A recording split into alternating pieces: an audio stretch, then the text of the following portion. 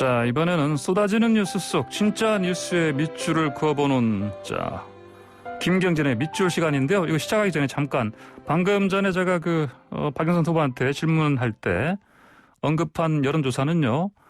한국사회여론연구소가 TBS 의뢰로 지난 5일 전국의 만 18세 이상 1,023명을 대상으로 조사한 것이고요. 자세한 사항은 중앙선거여론조사심의위원회 홈페이지를 참조하시기 바랍니다. 자, 김현진 의원님 나오십니까? 예, 안녕하세요. 김현진입니다. 네, 저희 코너 실업자들에서 이쪽으로 옮겨 타셨는데, 네. 예, 더 나으십니까 이쪽이? 어떻습니까?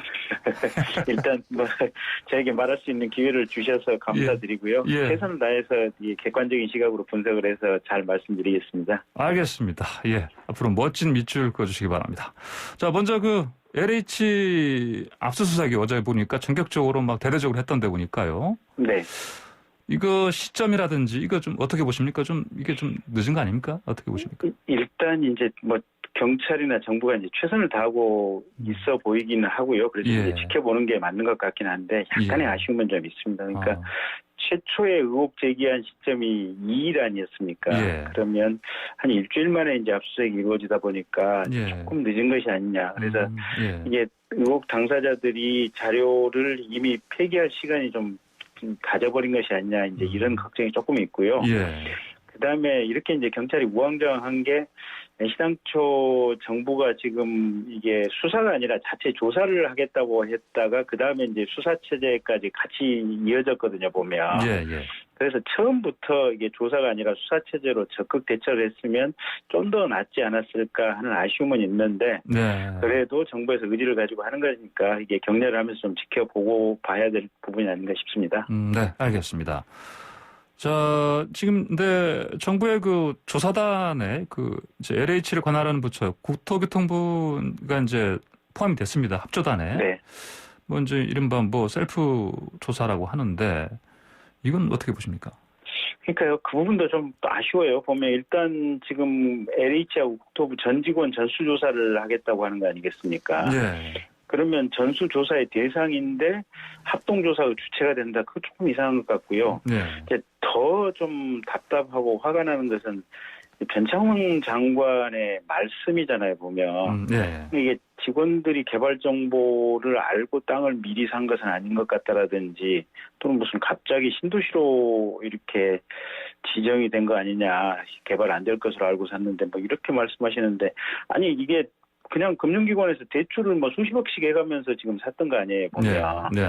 그러니까 이분이 상황적 맥락을 파악하시고 장관께서 얘기를 하시는 건지, 그 다음에 이게 정말 처벌하고 제도 개선할 의지를 가지고 지금 계시는 건지 그런 부분에 대해서 대단히 좀 의아심이 들어서 조금 장관의 이런 말씀은 국민들에게 좀 화가 나게 하는 그런 상황이 아닌가 싶습니다. 알겠습니다. 변창흠 장관 관련해서 잠시 좀 더 여쭤보기로 하고요. 이제 아예 처음부터 이 강제 수사권을 가지고 검찰이 나서는 게 맞았다. 이런 얘기도 있고 또 이제 검찰총장 물러난 윤석열 전 총장도 퇴임 후에 첫 발언이 LH 특유 의혹이 검찰 수사했다 이렇게 얘기를 했습니다.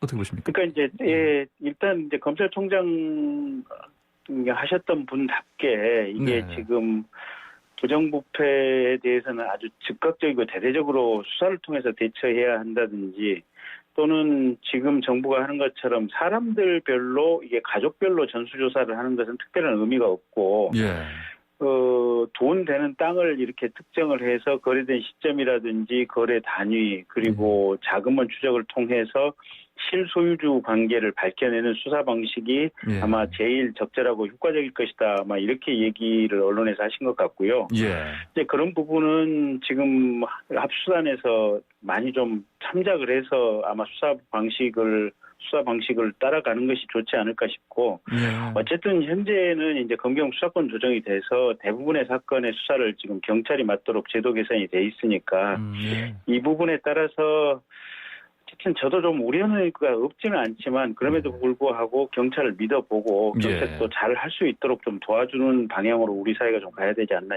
싶네요. 네, 알겠습니다. 네. 황보선의 출발새 아침 김경진 전 의원과 주요 정치권 이슈에 밑줄 긋는 시간입니다. 방송 들으시면서 의견 주실 분들은 샵 0944번 50원 유료 문자로 보내주시고요. 유튜브 들어오셔서 YTN 라디오 검색해 보시면 보이는 라디오 함께 하실 수 있습니다. 네, 김현진 의원님, 근데 이제 경찰이죠. 국수본도 지금 네. 이 수사에 명운을 걸겠다. 지금 이런 입장인데, 이제 검경 수사권 조정 때문에 수사 종결권도 사실 가지고 있고요. 예. 근데 지금 사실 수사 능력이 되겠느냐 이런 얘기하는 사람도 있긴 한데 아까 말씀하신 것처럼 일단 믿어보고 네. 맡겨보고 지켜보자는 말씀이신 것 같은데 수사할 때 아까 말씀하신 특히 윤석열 전 총장이 얘기한 것처럼 특히 자금원 추적이라든지 이런 기법상으로 좀 더 조언해 주실 만한 부분이 있습니까? 그러니까 이제 그런 내용은 이제 구체적으로 수사를 하면서 이제 경찰 스스로 또는 이제 어차피 압수수색영장이라든지 구속영장, 체포영장은 또 검찰과 협력 관계를 가지면서 할 수밖에 없으니까요. 예. 이게 이제 검찰의 전문성 있는 검사들하고 좀 협의를 잘 하시면서 했으면 좋겠고. 예. 이제 걱정되는 부분은 이런 부분이에요. 보면 이게 대통령께서도 얘기를 하시고 또 총리께서도 이게 합수본부장 불러가지고 국가수사본부장 불러서 이런저런 당부 말씀을 하셨잖아요. 보면. 예. 근데 이게 국수본부장 같은 경우 지금 청와대에서도 근무한 경력도 있고 이래서 이제 낙하산 논란도 있었는데 만약에 수사를 하다가 여당 정치인이 나온다. 또 고위공직자가 나온다. 그러면 경찰이 얼마만큼 어떤 의지를 가지고 독립성을 가지고 제대로 수사할 것인가 이제 이런 부분이 걱정이거든요. 예. 그래서 이제 사실은 기존 검찰이 이렇게 깨졌던 것은 뭐냐면 현 정권 수사하다가 이렇게 잔통 당했던 거 아니겠습니까?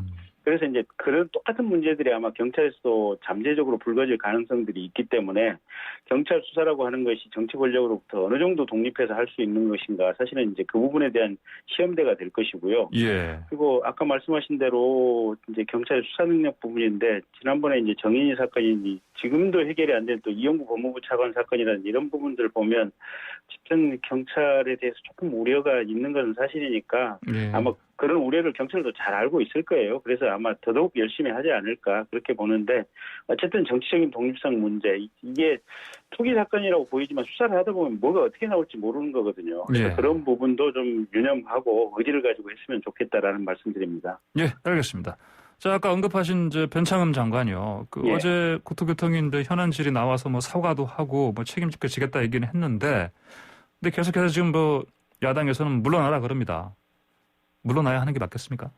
제가 봐도 물러나야 될 것 같아요. 정의당에서도 아마 물러나라고 얘기를 하는 것 같고요. 전에 청와대 대변인 하셨던 박수현 지금 전 의원께서도 물러나라고 얘기를 하는 것 같고 그다음에 이제 여기저기서 말씀하셨던 내용들 이게 무슨 구조적인 투기가 아닌 것 같다. 의도하지 않았는데 이렇게 되는 것 같다. 이런 말씀들은 기본적인 어떤 정책 방향에 대한 인식의 문제거든요. 근데 그런 인식을 가지고 수장으로서 리더십을 제대로 발휘할 수 있을지 그리고 실은 본인에 대한 인사청문회 과정에서 이렇게 저렇게 본인 아는 사람들로 낙하산 인사를 했다든지 여러 가지 의혹들이 불거졌음에도 불구하고 문재인 대통령께서 굳이 이제 어떻게 보면 부동산 공급을 책임지라라고 하시면서 이제 임명을 강행했었는데 그때 그 문제가 그때도 해결이 안 됐고 지금도 사실은 국민들이 보기에는 석연찮은 대목들이 있거든요. 근데 그런 상황에서 최근에 여러 가지 언동들을 보면 이게 과연 장관으로서 어떤 리더로서 자질이 있나 근데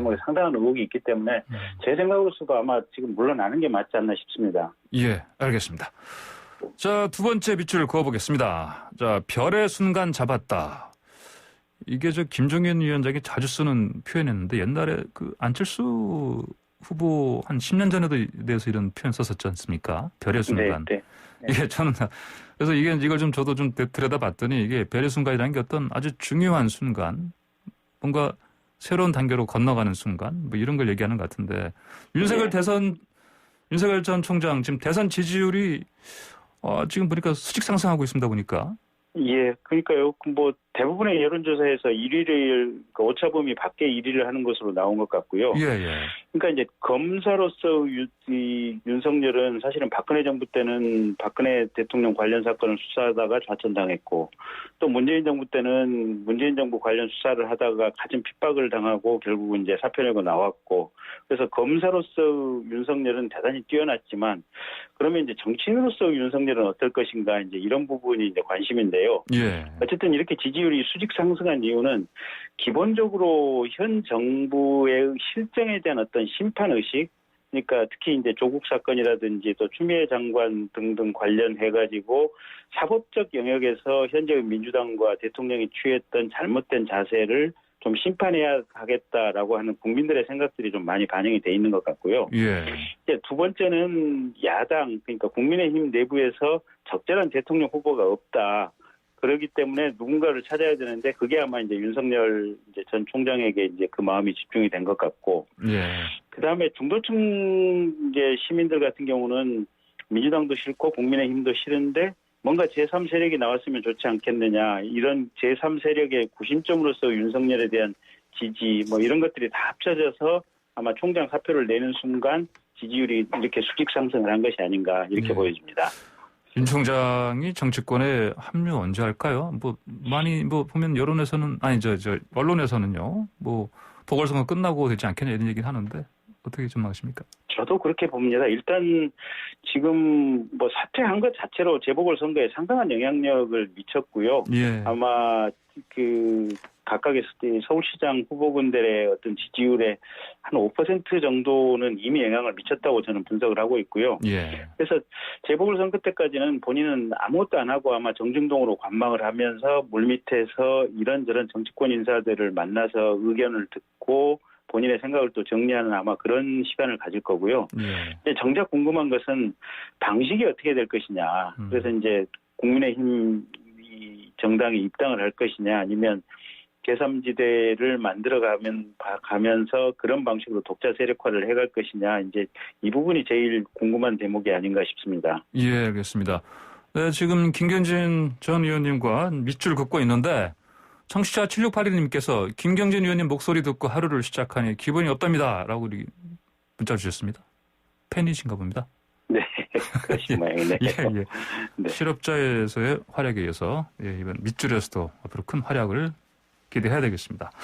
자, 지금 시간이 거의 다 됐는데 마지막으로요. 지금 안철수, 오세훈 후보 두 후보가 지금 보니까 그 단일화 방식 두고 막 지금 신경전 벌이고 있습니다. 이거 어떻게 될 것 같습니까? 이거? 사실 단일화는 될 것 같아요. 예. 그러니까 오세훈 후보 애시당초 출마할 때 단일화를 성사시키기 위해서 출마를 하겠다고 얘기했다가 좀 많은 웃음들이 좀 있었지 않습니까? 예. 그러니까 그 정도로 오세훈 후보 같은 경우는 단일화에 대해서 적극적인 자세를 가지고 있고 또 안철수 후보 같은 경우는 이번에 공직을 맡지 못하면 사실은 정치적으로 거의 끝장이 아닌가 싶어서 예. 두 분 다 아마 절박한 마음을 가지고 있으니까 단일화는 성사가 될 것 같은데 네. 문제는 이제 협상 과정에서 디테일인데 이제 그런 부분도 아마 그런 절박함이 있다 보니까 서로 간에 어느 정도 양보 가능성이 있고 예. 그래서 단일화는 결국은 되지 않을까. 근데 이제 얼마만큼 빨리 되느냐 그리고 예. 밖에 마찰이 밖으로 안 새어 나오는 그런 단일화 협상 과정이 되느냐 이런 부분이 제일 중요하지 않을까 싶습니다. 예, 알겠습니다. 오늘 말씀 여기까지 듣겠습니다. 감사합니다. 네, 감사합니다. 네, 지금까지 김경진 전 의원과 함께한 밑줄 긋기였습니다.